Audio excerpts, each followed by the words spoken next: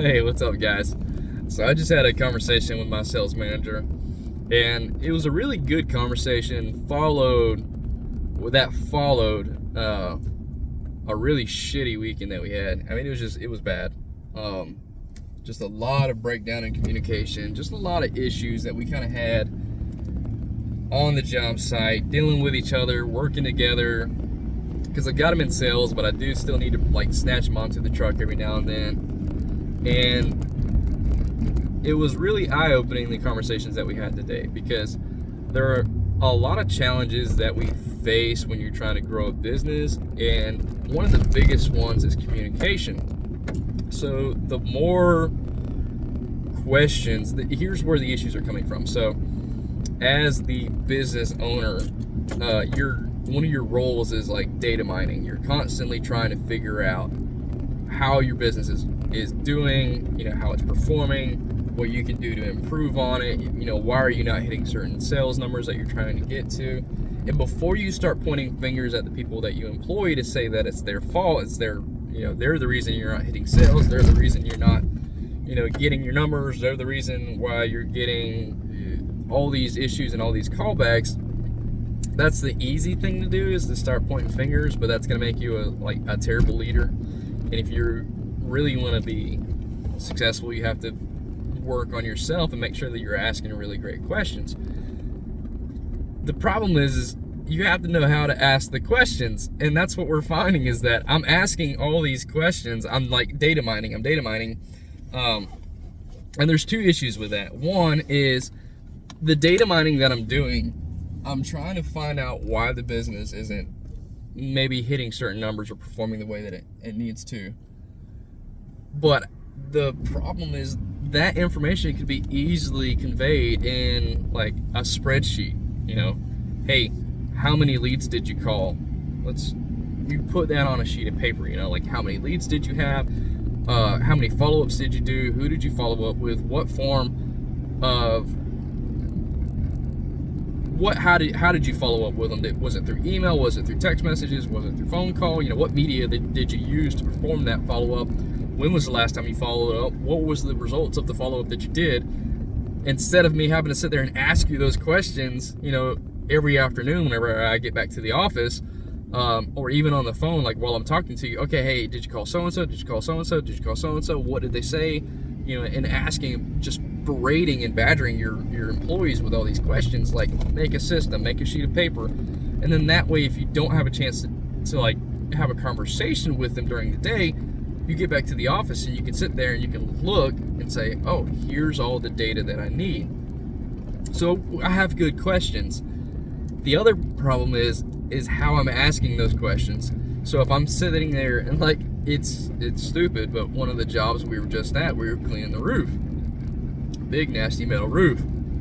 And as we're cleaning it, we're getting overspray on some of the side of the house, and like the house is disgusting. And the overspray is like making some really clean streaks and really clean spots.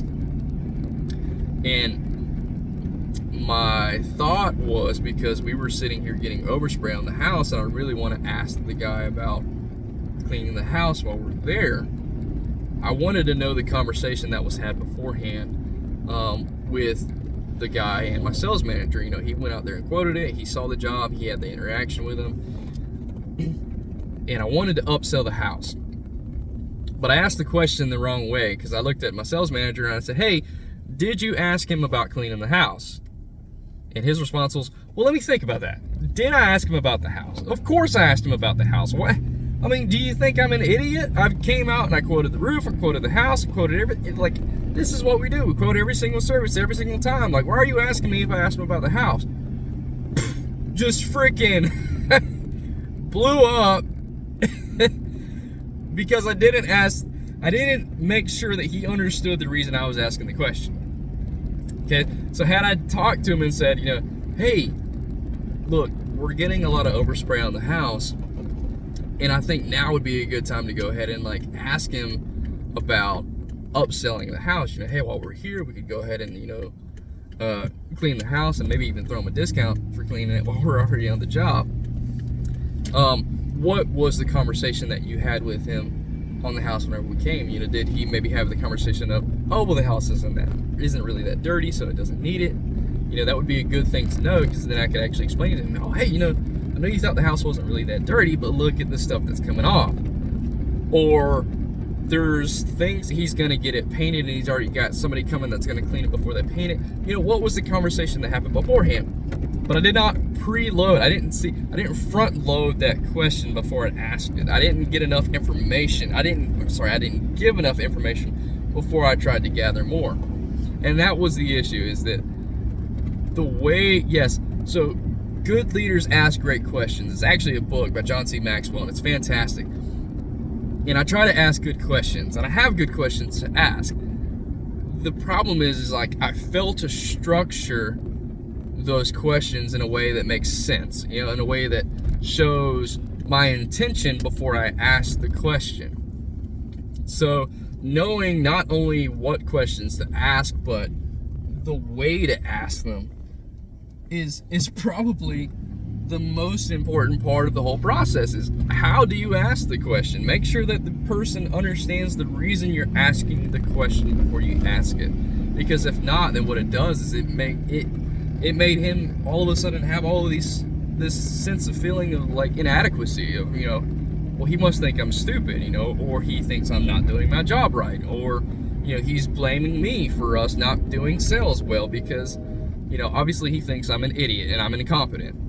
And all of those could have been farther from the truth, but I failed to ask the question appropriately, and it created a lot of tension and hostility, and everything kind of spiraled downhill from there. And the same thing kind of happened going into the weekend. Is I was asking questions, but I was failing to structure those questions in a way that explained to that individual the reason that I needed that information. So whereas he's trying his hardest to go out there and do good work for me, I'm asking him all these questions of things that I need to know to be able to check the pulse of my business and see how it's going. To him, it just sounds like I'm micromanaging, which I cannot stand, and it's why I left a lot of the jobs I worked at, because I couldn't stand people micromanaging me. And it couldn't be farther from the truth. I'm not trying to micromanage him. I think he does a fantastic job. But I need certain information, and I have failed to ask enough questions to know that if I just took these questions and created this spreadsheet or created this system, I could data mine that information that I need without it feeling like a personal attack on his integrity or his capacity or his intelligence.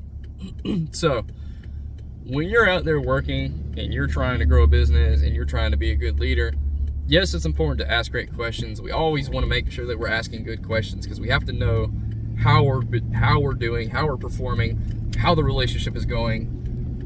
But make sure that you understand the best way to ask that question. Give the information of the reason why you need that information before you ask. People are going to be much more receptive to it, because that was the entire 2-hour conversation we just had this morning. Was, okay, there's a breakdown in the communication because the way that we understand and the way that we process information is different. So, and you don't have to always do that with every individual. Some people may appreciate you being much more direct and may understand, but others may not interpret information or communication in that same way. So figure out what works well with your guys.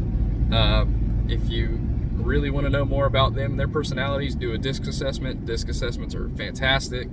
I don't have time to make a video on those right now, but hopefully this will save somebody some headache later on. Because if you think employees suck, it might not be the employee, it just might be that you're asking great questions in a shitty way. So appreciate you guys. Later.